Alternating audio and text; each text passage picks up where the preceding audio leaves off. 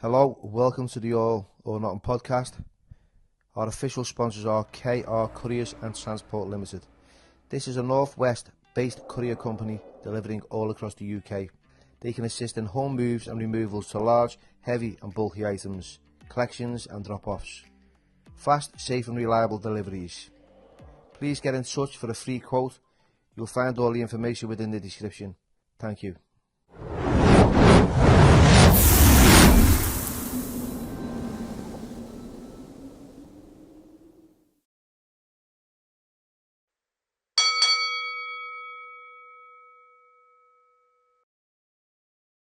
Hello everybody and welcome to the All or Nothing podcast with Billy Moore, and thank you for coming on, Ste. This is Ste Nicholls, by the way, Ste. Nice one, Ste. Hello, mate. Former war veteran. War veteran. What a story you've got. You were formerly on the Lab Bible, which reached about 35 million views, didn't you? I knew that was coming up first, yeah. Yeah, That was a weird one, that, like, because people that watch this now will look back at that and go, it's a completely different person, that. Yeah. Because when I went on there, I was broken. You know what I mean? Mentally, physically, I was broken. Like, really bad part of my life. Now, I'm on the other end of the scale now. You know what I mean? That's good, that, because it gives people hope that there's a way out. And I've listened to the Lab Bible interview with the old war veteran and the young John Dennett, yeah. Is that his name, John John Dennett? Dennett. Still in touch with him now. Oh, yeah. He's 90. I'm sure he's just turned 98, 99. Yeah, there was a few questions that I thought, if you'd have asked him, he would have had no idea how to respond. Like, because you were talking about your mental health and, the effect that had on you going through Afghanistan and Iraq and stuff like that. And then, if you'd have said to him, what was your mental health like? Because they didn't acknowledge it there at all, did they, back then? It was unheard of because I don't think they were allowed to. I've had conversations with him afterwards, and he's talked about some things he had to do, and he's come out with a few stories, and he's let a little bit slip, you know what I mean? And when we did that video afterwards, I got ripped. I got the shit ripped out of me, saying, well, he didn't talk about his mental health. He doesn't cry about his mental health. So why are you? I was like, well, he didn't know how. And then he's talked to me about things, and he goes, for the past 40 years, I bottled it all up. And I was like, bloody hell, mate, 40 years of bottling up. Nowadays, you bottle something up, it breaks you. You know what I mean? Yeah. Mental health's a massive thing, especially within the veteran community and stuff like that. The past, 3 years, 24, 25 lads that I know committed suicide that I serve with within my regiment, and that has a massive impact. It's even though like you passed them while in training, or you've known them for 5 minutes, it still has a massive impact on you, because you go, well, that was me. Do you ever think about that we lived in different times as well, and that back then it was like there was not, the social media wasn't about, and social media has a massive impact on it. You know what I mean? Definitely. It's going off on a different tangent, like what people are putting on social media, and it's like influencers and stuff like that. The younger generation are all trying to be like that. Is that how I have to be? Is that how I have to carry on? You know what I mean? And you talk about one thing, and that's the trend. You know what I mean? But with me, I've got to an age where it's like I had to switch off from it. I had to. You know what I mean? Because the impact of losing people while I was out on operations, and losing people back home, then people talk about it, and then you get reminded about it, especially Facebook. I keep Facebook purely just to keep in touch with mates and put memes up to upset people and get people going, like. But every anniversary of a death, we get reminded, and people do it in a good way. They go, oh, today we're going to remember such and such a person. And there's people out there like I used to be. I'm like, oh, God, I remember that day. I remember when he died. I remember when I had to grab hold of him. You know what I mean? I had to do this and do that. And it's not just one person a year. Within our regiment, we're looking at about 60, 70 plus people. And those anniversaries are every year. And every year we have to go through the same thing. And it's especially in the summer, because that's when most of them died.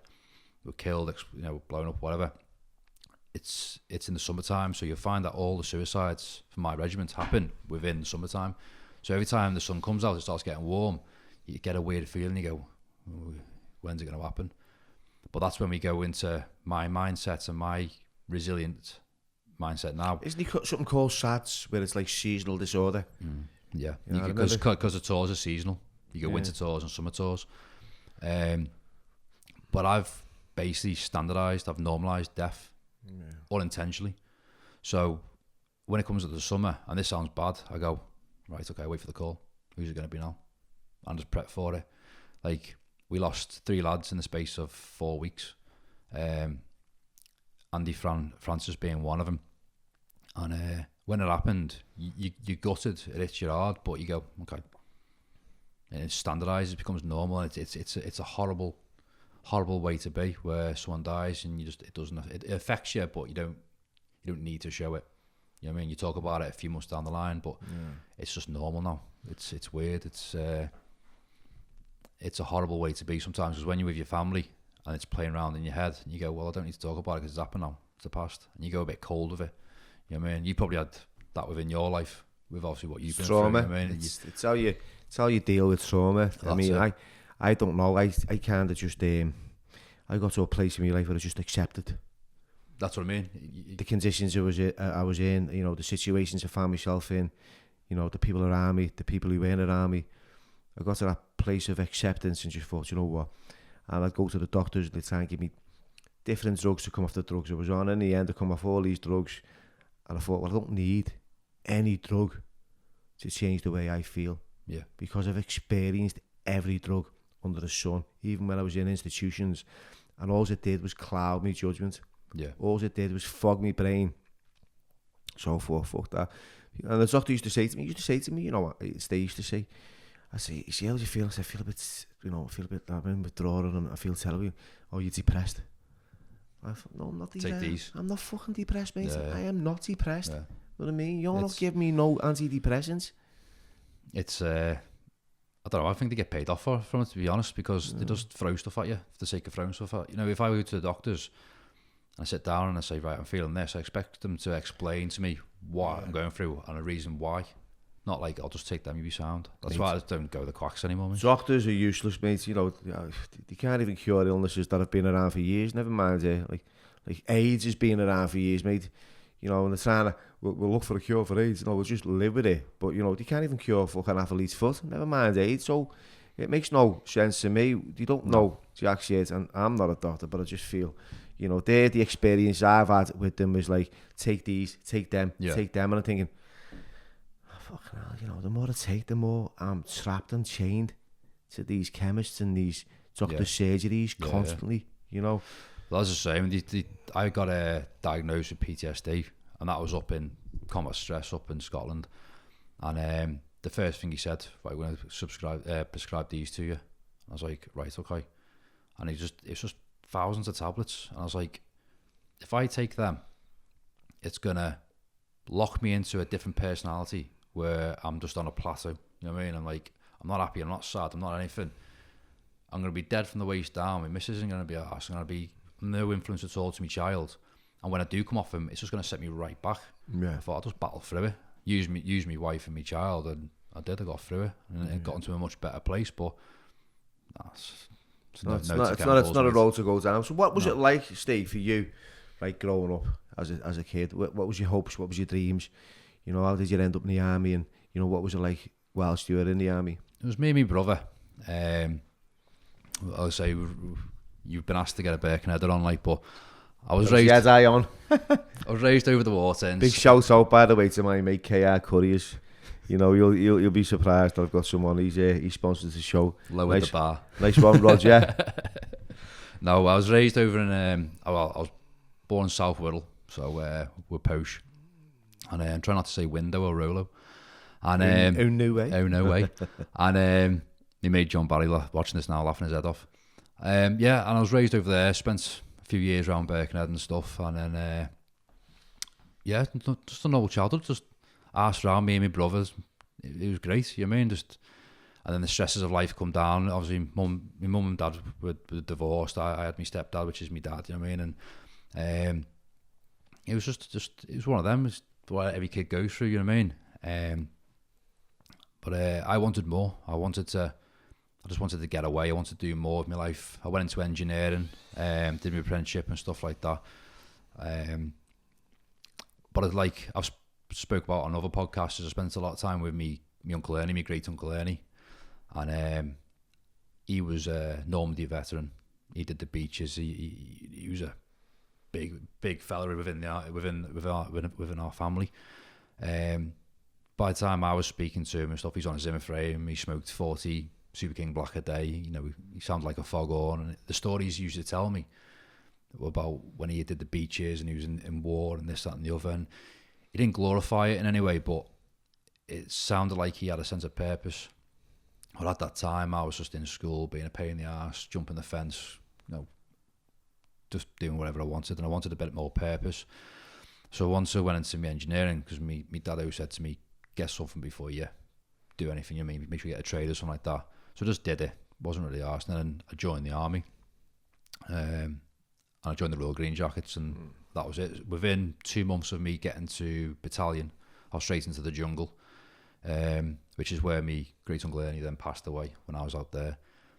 I did 6 weeks in the jungle warfare training, come back, a few more exercises, straight out to Iraq. That was Telek 9, where we were in armour, in bulldogs, and we were just basically just doing patrols around the streets of Basra South, getting contacts most days, getting blown up, and it very quickly, very weirdly become normal. So as what I was at the time, 20, 21, rolling through the streets on the back of a tank with a machine gun, with an LMG. Did you have a sense of power when you're packing them GMPGs? Is it the general GPM machine gun? Yeah. GPMG. GMP. It's, you feel great off it, yeah. You feel mega like, but I never felt powerful. I felt proud of myself, because I was like, going off a little bit, you're brainwashed to go, right, okay, I'm going out there to make a difference in that. Now I don't believe that. Now it was just a game of chess for the higher power, you know what I mean? But I was proud because I was out the country. I was in this one of the most dangerous places in the world. Everyone there wanted us dead. Everyone was there. There was, every corner would have an IED on it. You go around a corner, you go, I'm going to die here. But you never go, shit, I'm going to die here. You go, well, come on, let's go. You know what I mean? And it's like, maybe it was that Birkenhead attitude where it's like, oh, fuck it, let's have it, you know what I mean? And it's like, I just wasn't bothered, and it felt like where I was meant to be. Yeah. People started getting hurt, people started getting injured, and that, I never wanted that, and then you never believe it's going to happen. When I lost my first mate, Daniel Coffey, he was shot. He got hit by a sniper. It became very real then, but it made me very nasty to the world. I was like, he was a young lad, same age as me. I mean, he's a young lad. He had everything going for him. And like, who are you to do that? And you take it. You become very bitter as a young soldier. You know what I mean? So the patrols then got very hostile, very nasty. And when I come back from there, with the drinking culture within the army, everyone gets on. Everyone has a bevy. Everyone gets in the block and has a good go. Like, but with me, it was like, I always drank, but with my childhood, we had a lot of drinkers in our family. So it was one of them. It was like, I always said as a kid growing up, I won't be like that. Like, we would, my mum would come round and pick me nan up off the floor at night because she'd collapse because she drank too much gin and all that. Or my granddad would just be passed out and I'd never get a word out of him because he was just drunk. I thought, I won't be like that, And you get in the army and you sort of go, I need a release, because there wasn't nothing there. And I always remember the lads picking me up off the floor because I couldn't get in my room because the lads had locked me out or whatever, because I was just kicking off because I was drinking or whatever. And I'd sleep on the corridor in the cold, you know what I mean? The lads would pick me up the next morning, put me in my bed. And that's when I started to realise that I was going down a slippery road, you know what I mean? That's when I started having problems, smashing the block up, fighting, and just being an absolute terror. Jumping through relationships, just being nasty, never being violent towards women, but I always had something to say. I was just nasty, you know what I mean? If I found the fault, I'd pick it out and rip it to bits. And just very judgmental about. Just a bastard, mate. I was like that with everyone, and I still feel that. Not, I don't feel it now, but now when like if I'm watching something on the telly or someone says something, I'll pick it apart straight away. I go, But then I look at myself and go, well, you're a dick because you do that as well. You know what I mean? It's sort of like, see, like you're pointing one finger at one and they're putting three back at yourself. Yeah. But it's sort of like the backlash of what I've been through with my mental health, and you know, straight after that, we were all packaged back up and thrown out to Kosovo. And we were out there a matter of weeks, I think 6-7 week tour. It was only a small tour, you know what I mean? But we sort of like, we used it as like a decompression to lower ourselves, because it wasn't like Iraq, it wasn't so violent, you know what I mean? A little bit of public order, mainly patrols up in the mountains, and it's just mainly fitness for me, you know what I mean? Come back, did my course, got promoted, but there was always something there where I was snappy, I was nasty, but it was contained within the military, you know what I mean? And then that's when Afghan hit. Then you're going on Headache 10, and that was the game changer. I went out there as a screw, and we hit the ground running. We were all on foot, and it was literally every corner we were walking around, we were getting ID'd, we were getting casualties, just getting sporadic fire coming at us, and that was every day, literally every day. Every patrol we were going out, we were getting absolutely blitzed, and it had become, again with me, whether it's because of like I've got sort of like an addictive personality, and I make things normal, I make the worst normal. I normalised it, you know what I mean? So been out there for 6.5, 7 months, it was like, well, this is normal, you know what I mean? And most lads will say the same, but my problem was when I come back from Afghan, I think we lost 40, I'll be corrected on this, I think it was 43 or 46 we lost. When I come back, half of them I was part of, you know what I mean? Like Warren Richardson and stuff like that, when he got brassed up on that. When I come back home, my biggest problem was I wasn't there. I had survivor's guilt straight away. I didn't not want to come back. I wanted to die out there. You know what I mean? That's just what I wanted. I had it in my head that I wasn't coming home, and that was my life. I didn't have to worry about Civvy Street or come back home to nothing, because that was me out there, and I was praying for it. I really was. Sometimes on a Sunday, if you get a chance in Sangin, in Fob Jackson, we'd go down and they'd do like prayer and stuff like that. I'm not really religious, but I used to go down there, and I used to go, well, hopefully tomorrow's my last patrol, because I've just had enough. You know what I mean? There's nothing back home for me. And every patrol we went on, I always wanted to be first in the door. I wanted to be first out there. I wanted to get stuck straight in. And when I come back home, I was like, well, I've got mates there that haven't come back. Well, why am I here? You know what I mean? It's shit. I've got, and then I started to take that out on my immediate family, relationships. Mine and my mum's relationship stopped straight away. I put an end to that. Just little things that happened, and I was just out of order and nasty. And that's when I started drinking, and I didn't realise I had a problem with drink or a problem with myself or anything like that. I thought, well, this is just normal. They told us that when we come back, you're going to experience this, and this. These are going to be symptoms. It's normal. It'll pass. No shrink, no support, nothing like that. I thought, okay, sound. And then shortly after that, I left the military. I went AWOL first. Went to South Africa. I went AWOL for, I think it was 6-7 weeks. Come back, got nicked. And then shortly after that, I got out. I left the military. I thought, I can't stay in here anymore. You know what I mean? It's too much. When you get nicked, what did they do to you? It was military. So they basically gripped me, took me in. You've gone absent without leave? Yeah. That's the charge? Yeah. And then that was it then. They wanted to bust me. They wanted to take me rank off me and all that, but I'm out now, so I'll say it. I blagged me OC. So he said, right, you're getting sentenced, you're taking this off you, you're going to get bust and all that. And I went, well, the flights got delayed, because I was just, that frame of mind, I didn't give a shit anymore. I was like, well, it got delayed, and then he goes, prove it. So we went back to the block, and I rang up British Airways. I went, and obviously a lady answered the phone. I went, listen, love, I said, I'm in the shit here. I said, I'm going to get sentenced and all this, and I put the tears on, and I blagged down, I need you to write me an email or some sort of letter saying that the flights got delayed. Otherwise, I'm going to get I'm going to beast it here, like. And the girl did it, fair play to her. She went, all right. And she put an email together, and I went to the OC like that, fucking like that. And he's going, he went, right, fuck off. One of them. I was like, got back to the room, like, oh, if he ever finds that out, I'm going to get fucked, you know what I mean? You never did, like, but... Yeah. You might do, you know. But yeah, that stopped me from getting sent away, like. And so I've gone to Civvy Street, and I thought, right, leave operations, leave tactics, leave weapons, leave all that behind me. I'm going to get a sales job. So I was working for a company called Platinum Force, and I was knocking on doors selling Empower, and I thought, right, this is the complete other end of the scale. I needed to get myself, in my head, I was like, I need to get talking to humans, I need to be normal again. And I just ended up rowing people on the door because they were putting the door in my face. I was kicking doors and stuff and just being a fucking idiot, you mean?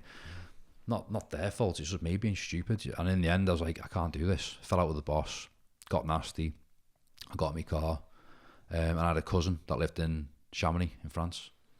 I rang him up. I said, "Can I come stay with you for a little bit? I can't be here anymore." And he's ex-army as well, ex-engineer. So he goes, "Right," he goes, "Come over." So I jumped in my car, not knowing what I was getting myself into, and I drove to France. It took me 25 hours. Got lost 3 times. Got to his house, and he liked a bit of a drink as well. He goes, "Yeah, let's have a bit of a whiskey. Let's chill out." Got hammered. The next morning, drove back down the mountain. Met a Manc fella in the town there. He offered me a job labouring, and then I stayed there for a bit. Job hopping, got myself a little apartment. And then that's when I realised that I had a problem. We had a barbecue at his house, and not spoke to anyone about this. This is a first time thing. I thought, might as well save it for you, like. We're having a drink on a barbecue and all that. It's getting late. Most people are gone. It's just a few of us around the table. And he goes, "Oh, I've got a bottle of port in my pantry." I was like, "All right, I'll go and get it." And I went down, got it, and I brought it back up, and there was about that much left in the bottle. And I said, "It's nothing in that, mate." And he went, "I know worries." Then his wife come up and pulled him to the side, and she said, "He just took that full bottle and sat in the corner of the stairs, watching over the thing, watching you, and just necked the whole bottle straight out of the bottle. Like, I didn't even know I was doing it. I blacked out by then. Whatever happened, I don't know anything about it. I remember waking up on the middle of a road, halfway down the mountain, wearing nothing but a pair of shorts, nothing on my feet. I had blood all over me. I remember sitting up, and I was in the road, and it must have been come up to the first light, because as I looked down down the mountain, there's a bit of sun coming up.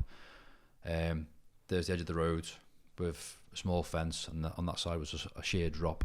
Must be about a good 200-300 metres, and then behind me was a hill like that, covered in nettles and foliage and stuff, with a print all the way down it, where obviously I fell down it. Like, my whole body was covered in nettle stings. I had a branch shoved through my hand, out the back of my hand there. My feet were all bleeding. My knee was split. My knuckles were all done, and I had a cut on my head and a bump on my nose. My nose was done and all that. And I sat there, I stood up, and I sort of fell against the grass bank again. I remember falling to the nettles, and as I fell into it, it's a bend. A car come round the bend. So if any later, the car probably would have gone over me, you know what I mean? Didn't think about that at the time. So, right. And I just staggered up this hill. And it was a bizarre, it was like a scene out of Silent Hill or something. It was just ghostly, you know what I mean? I was like, I thought, am I dead? And my head was buzzing, like, and I was like, I must be dead. You know, I must have got there finally. And I walked around this bend, and I found a small baker's, put my head in the window, like a little hatch, and the fellow was making croissants and stuff and bread and stuff at that time in the morning. So I asked him for some food, because obviously he told me where to go and all that. So I carried on staggering up the hill. And as I got further up, I found my car. I had a little black Golf, and that was smashed up against the side of another car. I was like, oh, what's happened here? Started the car, took it up the hill, outside my cousin's. There's no one around. No answer. So I remember getting in my car and falling asleep. Woke up and all the cars had gone. Everyone had gone, like, apart from my cousin. And he stood on the balcony. So I walked up and I went, "What happened?" And he goes, "Don't you remember nothing?" I was like, "No." So basically what happened was, I lost my head, got into the house, I smashed up half the kitchen, I took a swing for him. He had to give me a few belts in the back of the head to try and calm me down, which ended up me losing my head even more. And I jumped off the balcony, ran down the hill, smashed the side of his van up, like basically flying knee straight the side of my car, got in it, flew down the road, stripped off, apparently before I got in the car, planted the car, and then kept running. And then even today I still get images of what happened. I remember running down this like really stony, gravelly path in just a pair of shorts. And it sounds weird, looking through it's like loads of trees, looking up and seeing the moon. It's like a full moon. I remember just like feeling like I'm finally free. I'm going. I'm getting out of this, because the pain I was going through with my head and everything that was going on, I was feeling suicidal and stuff like that. And that's when I had that falling feeling, which I must have gone down the hill and hit the road. Said my apologies, sort of got my life together. And then it was a matter of weeks later, the snow was down. I'd been out for a drink, come back, and then I was in my golf again. And I was driving down the road, down a country lane, and I knew at the end of the road was a sandstone wall, a low one with a field on the other side, and there's a few houses.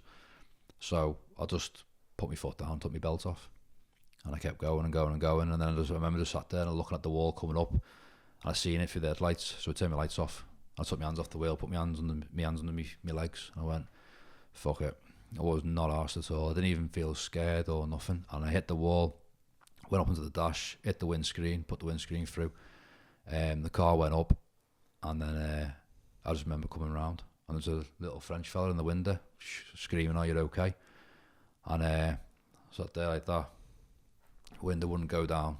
Got out the car, staggered. I had a cut in my head. My knuckles were all crunched up, rib had gone. And I just remember looking at the front of the car, and I thought, it's not too bad that. Got in the car, started it, and it started. I just remember back reversing up, and I remember him screaming, go no, like that. And I just drove down the road and went back to the pub. I ditched the car on the side and went to the pub. Car struck some fucking patterns. Golf, mate, the Mega, German built.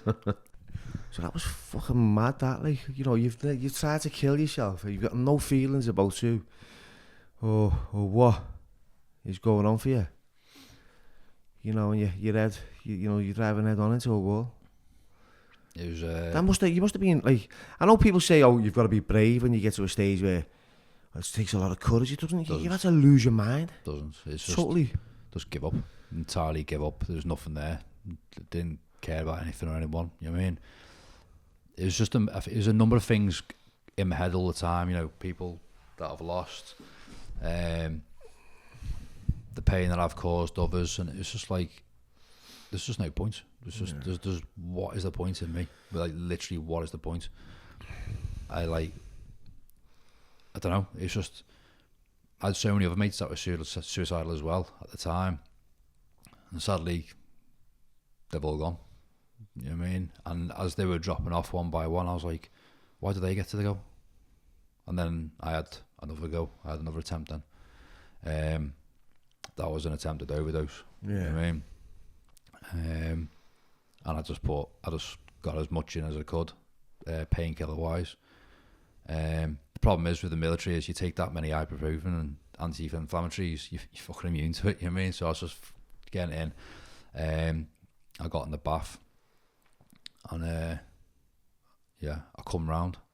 Well, I don't think the water was deep enough, like, but you got to joke about it, haven't you? But yeah, and I just lay there and thought, it's nothing's. I can't go. I cannot go at all. And there's been times where I sat in the car and I've been driving down the road on way when I used to do the doors and stuff, and I just put my foot down and I see the lights on red. I see loads of traffic, and I go to take my belt off again, and it's sort of like I'll just do it, it'll be fine. And then what stopped me was there's people in these cars, there could be kids in the back, fucking pack it in, just stop it, you know what I mean? And self-centeredness kicks reality, in, yeah, you know what I mean? It's reality, isn't it? And then obviously my daughter was born, and I was like, you know, so many of my mates their dads have committed suicide and they've been left on their own, and it's ruined them. I thought, I can't do that to her, you know what I mean? No way. So it was like, I have to get sorted.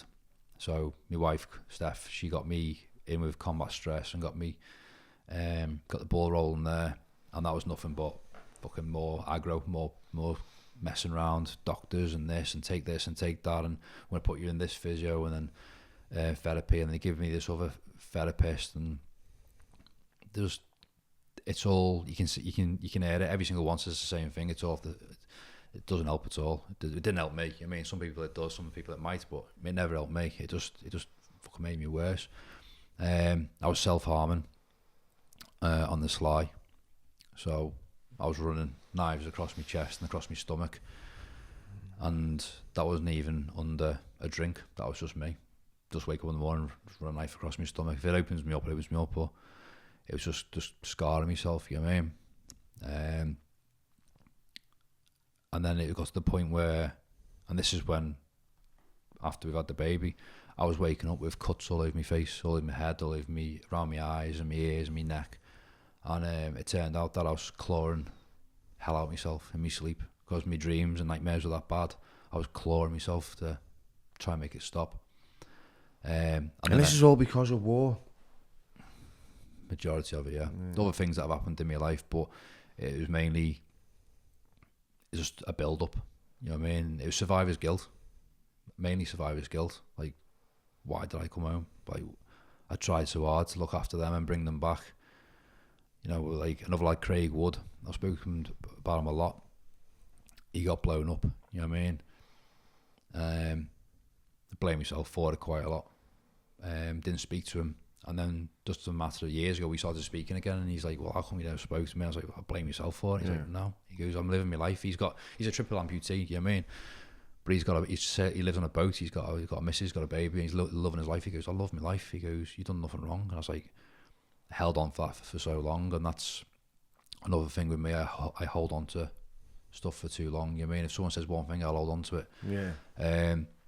But yeah, I was self-harming. We went on holidays to Tenerife, and the baby was crying, and I can see that my wife was a bit stressed and all that. And me being the person I was then, I was like, instead of trying to help, I was just like, I couldn't cope. I just started like attacking myself in a way, you know what I mean? And the pain and suffering that I've put those two girls through, it's just like, it's unbearable to think about sometimes. And I'm just trying to be a good dad now. I'm trying to be a better husband, you know what I mean? It's just like, but yeah, it's the effects it had on me. You know, a lot of women would have gone, fucking hell, pack that in, you know what I mean? Yeah, my brother, my brother was in, he left the army in RSM. So that's a The Kingo, wasn't he? Yeah, so he left Regimental Sergeant Major. I remember, years ago, he had no dreams or hopes of joining the army. That wasn't on the cards for him. I remember him being in a relationship on our estate with some girl. It went tits up. You know, he was heartbroken. And it was me that was in the cadets growing up. It was me in the Royal Artillery in Garston. It was me that wanted to be on this adventure in life and join the forces. He was into Metallica and heavy metal, you know, and just just hung around with his mates and had this bed. His heart was broken. 6 months later, he's in the army. Yeah. Right. Where it came from, I don't know. He was in the army, and he stayed in there for the next 27 years. Yeah. You know, and he done loads of tours. He went to Bosnia. He's been, to Bosnia. He went to, Afghan, Iraq, the whole shooting kit. Ended up on RSM. But he was like, he was like conditioned, very regimental. Yeah. The way of his life. And I'll tell you what happened, right? And I hope he doesn't mind me saying this, but what's happened is, like, he's been, we met this girl in Germany. I went over to Germany, Osnabrück. Yeah. I went to spend, it's the first time I'd ever been abroad. Got my shit together. Our kids invited me over. He's got a little girl. He's married this, a resident of Germany. Her name's Britta. I went over, spent a week there. Loved it. It was all new. Yeah. Went on to the camp and, where he was. There was a lot of Gurkhas. Yeah. And we had a little bit of a fucking problem, because I was in recovery, and when I'm in recovery, people know that I don't, I maintain abstinence from all mood and mind altered chemicals. So wasn't drinking. Yeah. Goes to a bar with our kid. And it's like anything, innit? You go to a barber shop, you're going to end up with an haircut. Yeah. So I'm in a bar and I don't want to drink, and I'm vigilant, and our kid's like supporting that. Yeah. Because he knows what path I go down. He's supporting that. And I remember being in this fucking this pub in Germany with him. It was late. He was pissed. I was drinking fucking Coke and water. And this big trunk of a fella, big Gurkha fella, was like trying to buy me a bevy. Yeah. And I remember his name was Bunny. Right, Bunny. Our kid was saying, Bunny, he doesn't drink. And then he kept saying to me, you're disrespecting me. Yeah, they find it taking it so hard, don't they? I was saying, mate, I said, I don't drink. It fucking causes a lot of problems for me. And then he took it really personal. Yeah. And we ended up fighting. Anyway, we're rolling outside. And that kid, we was ahead of them, so we had to line them up the next day. So, what the fuck? Yeah. But yeah, it was scary, dead intimidating. I remember I was very vulnerable. not like physically, I was just vulnerable internally.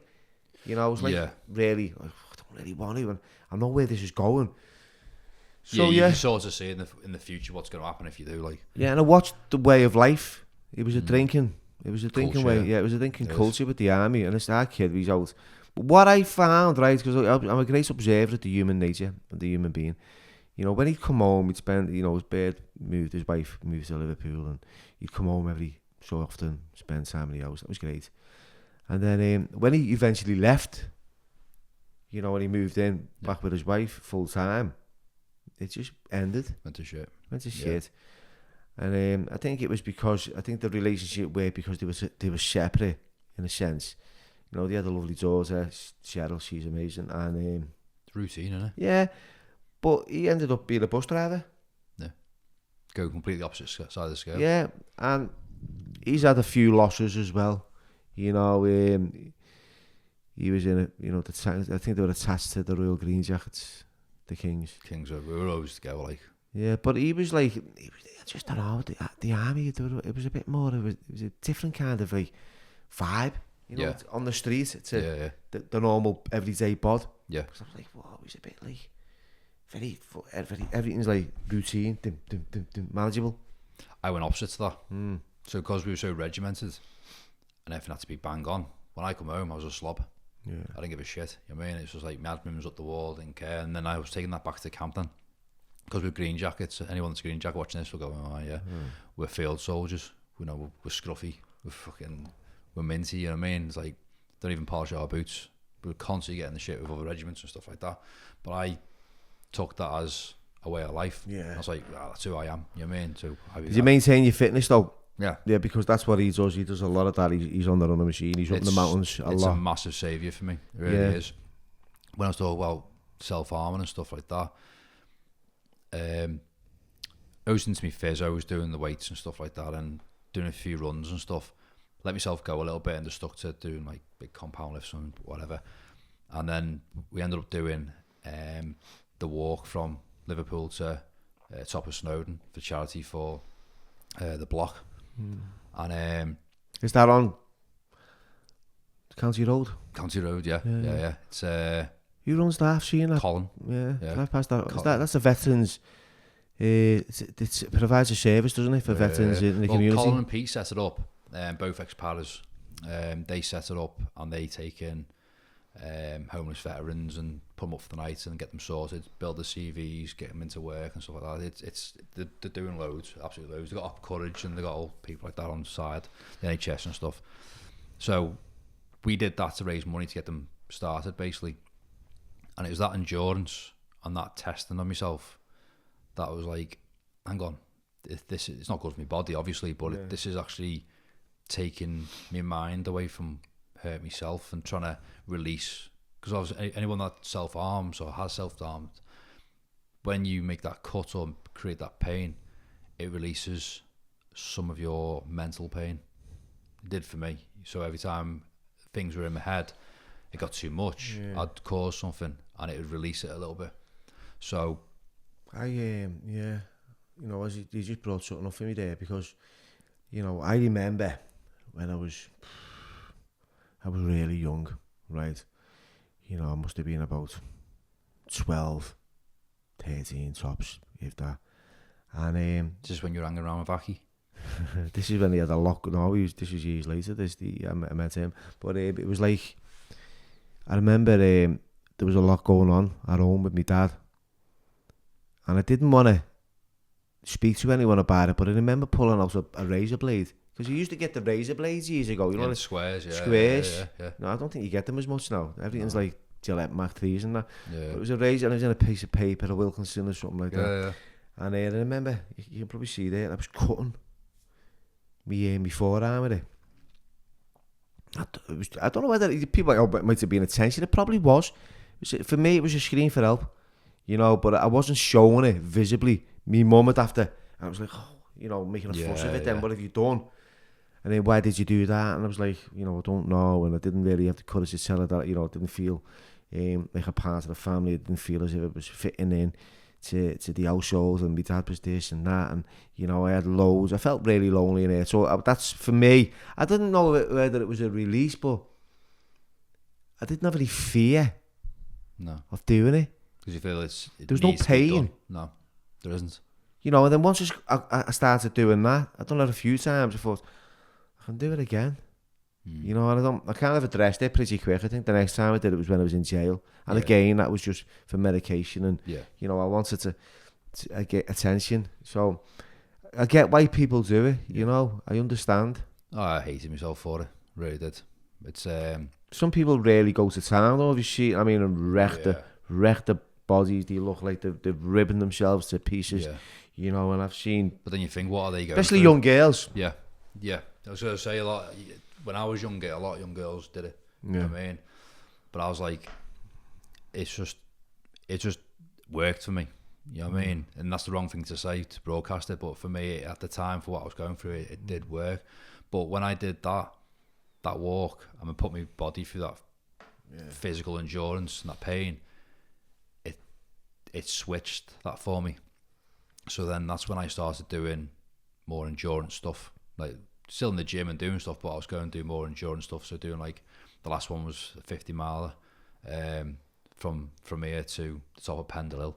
And that was to raise money for Derry and House for the kids. So I always do it for a charity or someone that needs it, you know what I mean? So, but put myself through that amount of pain and struggle. The physical endurance of it, takes everything else off me, you know what I mean? So that's why I run mountains and stuff. Run up a mountain, get to the top, blow up my arse, run back down. I'm good then for like another month. I feel great. Well, I first met you, Steve, it must have been nearly 4 years ago now, if that, through Warren. Warren contacted me on Insta, and it was all about, you had a clothing brand called Right Flank. Is that still going? It's on the back burner. It's on the back burner. But we was, Joe was sporting the tops a lot, weren't he? Lovely grip as well. And I remember we were going to set up a gym in the Baltic Triangle, and this is a story. I want to bring this up because it was quite mad, really, because the guy, I'm not going to mention his name because we don't speak anymore, but you remember sitting in that meeting, the Asian kid from Afghanistan, and he walked in and he had a little bit of beef because he wanted to do a little bit of business with yourself as well as me, and we're together, but he also wanted to find out whether you had killed any of his family in Afghanistan, I think. I forgot about that, yeah. No, mate. No. And he's a big lump, ain't he? All right, mate. Yeah, he was Cockney. And I thought that was a bit of a mad way to deliver, like, you know. Let's go into business together. You killed my dad. Yeah. But he walked in. I remember we sat there, and I remember now he walked in and he filled the doorway. Yeah. It was like John Coffey out of Green. Is it Green Mile? 8 Mile. He walked in. Big old lump, like, And I turned around and went, "Fuck, who's this cunt here?" And he went, "All right." And you go, "You're in the army? Been to Afghan?" I went, "Yeah." He goes, and that question come out, so I sat there going, You handled it well. What's your surname, mate? Yeah. You handled it well, didn't you? You kind of kept it. I remember exactly. You did deal with it pretty. I just remember having the pen on the table like that, going, "It's going in your neck. This if you start, I'm gonna have to hit you and run." Yeah, but I felt so uncomfortable actually and that was the first time I'd sat down with you and kind of discussed trying to like collaborate with the clothing brand with the gym that we. The gym was getting built, wasn't it, at the time? The gym that was potentially getting built that people put money into, but unfortunately it didn't take place. There was a lot going on with the COVID, and gyms were shutting down. And, and to be honest, I don't know what happened. I think it just ran out of money. People weren't getting paid. They went tits up. And the kid, Alistair, sadly passed away. He killed himself. And he was a good friend of ours. Well, he was a good friend to me. And I knew he had his demons and his problems, but I didn't expect to hear that he'd ended his life. Shocked. I was, what, mate? Because I think it was Dave that messaged me and told me, Dave Critchley from Leon. I was so close to him because I was with him every day, and he was a lovely, likeable kid. Yeah. Very out there, and to find out that he'd killed himself was a shock, and I didn't. At first I didn't believe it because I knew he was in debt, and I was second guessing, and I was saying he's done this. It's a setup. He's done it so everyone takes the dairy off him. People keep. And then my mate Shane, he went up to the funeral and like confirmed it was true, and that was like I knew in the back of my mind. But these are the people you meet on your on your travels and, Yeah. and in life, and you know, there's a lot of loss. Yeah. You know, Well, that was the thing with right flank. We started it up, me and Warren, to basically raise some money for charities and veterans and stuff like that. Turned it into a brand, and me being who I am, I have to have a focus in life. If I focus on something, I will give it 110% until I kill it, or it goes massive. So with Right Flank, the way it was growing, the people getting involved, like yourself and other companies and influencers and stuff that were getting involved, it grew. It grew more than wings. It grew everything. yeah, because we had Bellew and everyone wearing the grip, Everyone, and it was going huge. I had fighters like Anthony O'Connor. We had Amy Newell, bodybuilding side of it. We had Alex Large, the IBFA. We had all sorts. It was just going massive, going bigger and bigger and bigger. Cage Warriors and all that. And then it got to a point where I was giving it 100%. We were bringing out women's lines, fight wear, fight gear, and all that.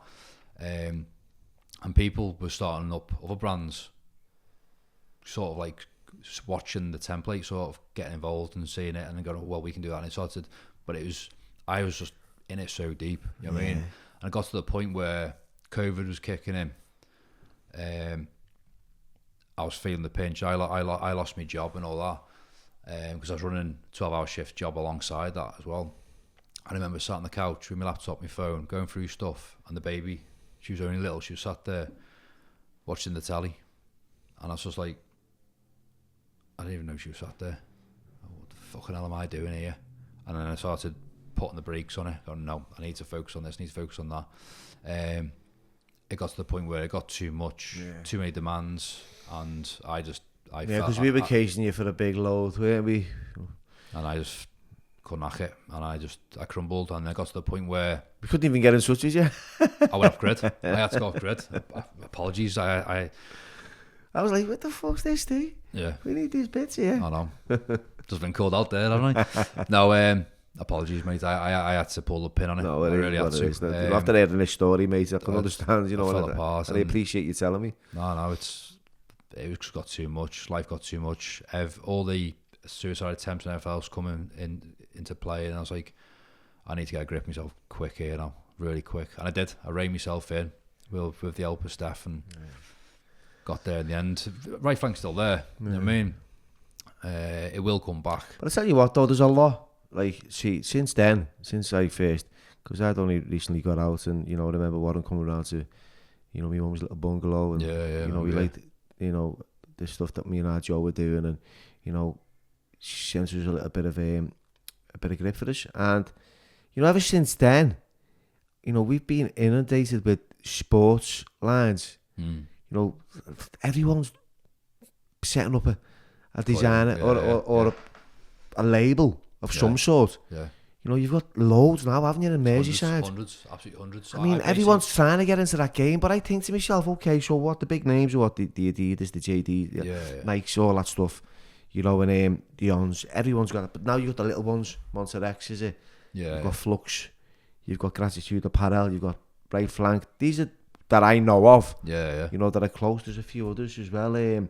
Silo, my mate, he started doing these t-shirt, but golfing tops, lovely as well. Yeah. And all the grips, it's belts of stuff as well. Yeah. And you think, you're spending $1 in flannels if you can't go in there, by the way, and afford to go and buy something, you know what I mean? Yeah. Which is costing you a bag of sand, when you can get something for like what?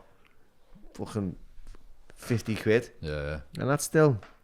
So yeah, it's mental the way it's gone. It's just blew up, hasn't it? But I love stuff like that because it's all Scouse brands. Grassroots, yeah. You know what I mean? So it's like, I person I am, I love to see someone giving something a go and seeing it through and doing well, especially from our city. You know, from if I see someone doing well and go, oh, I'm trying this and trying that, and it starts picking up, I'm like, good on you. You know, that's sound that. You know what I mean? It's like people message me going, so what did you do about right flank when you hit this marker or you hit this milestone?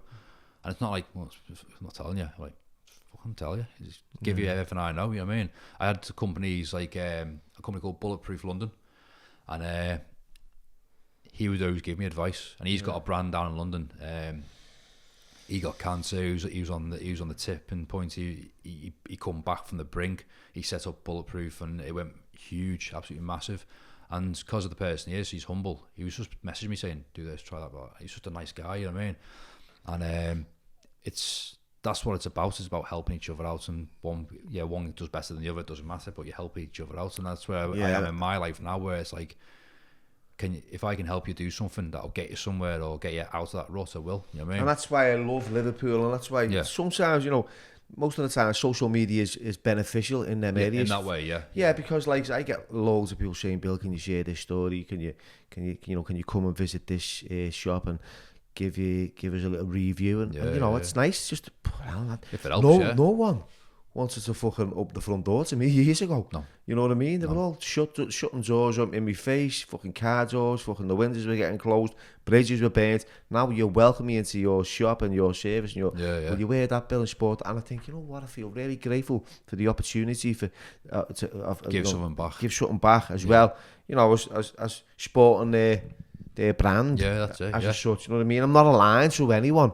I haven't signed a contract. I'm not going No. I'm here with you, and you know, I've got a great sponsor, and I've said that he's from Birkenhead. You know, Rod, yeah. Fucking hell, you're getting shouted out here today, lad. Never usually even mention you. He knows it. You know, he's a fucking lovely fella. I'd love to get him on. You know, he's got a fucking story. I don't think he'd come on, like. But anyway, moving on. So your life today, what's it like, Ste? As normal and as ordinary as possible. Wow. That's I've always tried to be something big and not be an influencer or anything like that. I'm not about that. I was all about making a difference in life, whether it's beneficial to someone else or to a family member or whatever. I always wanted to do that. Now, if I can do that behind the scenes, happy days. Yeah. I work as a team leader in the nuclear industry. So when I come home from work, my best part of my day is coming to the house and seeing my wife and my baby. How old's your daughter now? She's 5 in about 2.5 weeks. Wow. It's flown, mate. Absolutely flown. And she's like a little comic. You know what I mean? She is like, she'll be down the Hot Water Comedy Club soon. Like, oh my God, it's great. Kids just Kids just change your life, don't they? Massively. They change your world. Massively. I mean, she's my purpose. Like, yeah. She really is. My life is just about piles of washing and piles of dishes and moaning about like getting things put away, and that's, you know, it's luxury problems, isn't it? It is. You know, there's some people that haven't got that. Exactly, and I feel because I've never had it. Yeah. I never had it. I had like desperation and isolation and separation, all that. Yeah. Self-loathing and hatred for the world, and now I've got this amazing family that, you know, sometimes wind me up. Yeah. You know, and sometimes. But that's part of the family, isn't it? That's I know, and then sometimes I think, I fucking can't wait to get in. I love these kids. You know what I mean? I love my partner. It's just amazing. So yeah, I'm glad that things. It's like, you know, just so people know that there's hope. You know, I am living proof that you can get past it. Yeah. That you can survive suicide. That you can get out of that frame of mind. Don't get me wrong. It's like I do get things come in my head now and again. You know, when life gets tough and gets to the top, I go, no. You know what I mean?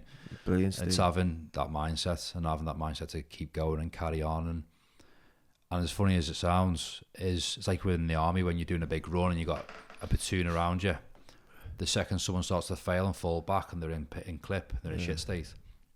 That gave me strength. I'll go and grab them right to the front. Let's go. And that goes to today as well. If someone messages me going, I'm struggling a bit here, that gives me strength to help them to do something better. It's about like you giving something back, you know what I mean? But like, we're coming to the end of this podcast and I've absolutely enjoyed it. You know, it's been traumatic in parts as well. And I always say at the end of my podcast, so is there any pearls of wisdom, Ste? If you had the opportunity, right, to see a young Ste Nicholls coming through the doors of life, right, and you've there to give him a little bit of guidance, what would you say? What would you tell him? What would you tell yourself? I thought about this last night. I couldn't think of anything, you know. Yeah. Really couldn't. Don't stay in your comfort zone. Don't take things that you don't deserve. Go always earn what you're aiming for. Yeah. Same as like money, earn it. Food, earn it. If you want food, earn it. You mean get yourself, just train hard. You want kids, work for them, look after them. Give them everything. Don't be like... Don't be a Robin, don't be Grafton twat. exactly, yeah. You know what I mean? But just remember that there is a better version of yourself, and if you're not hunting that person and trying to be that person every single day of your life, then you're not progressing. Then what's the point? Be better than yesterday. I remember meeting some. That's just reminded me. I remember meeting someone when you said about your comfort zone, which was I remember meeting someone from Chicago, and our fella, he'd been around, like he'd been through like war himself. Like he was in the fellowship, and I don't even know if he's still alive, Dale Ridgway. But it's a long time ago since he was old then. And he said something which really stuck out. He went, you know, a lot of people swim, go with the flow. Yeah. He said, why don't you swim upstream, Bill? Get stronger. And I went, what? He went, because everyone used to go, yeah, just go with the flow, just go with the flow. I thought, fuck that, mate. I ain't going with the flow. And I was the only one that said, I'll swim upstream. And they all go, no, you just want to go with the flow, man. Take it easy. And I was going, no. I am fucking getting out of my comfort zone and swimming upstream. And that's what I did. And people didn't like me for it. But it took me to a place where I've done something really positive with my life, and it's been beneficial. So, And it's beneficial to others as well that watch you. So I love that shout. Out your comfort zone. And with that, thanks for coming on. And I'll put all your details in the description. Thanks for having me. Right. It's been a pleasure. Nice one, Bill. Nice one.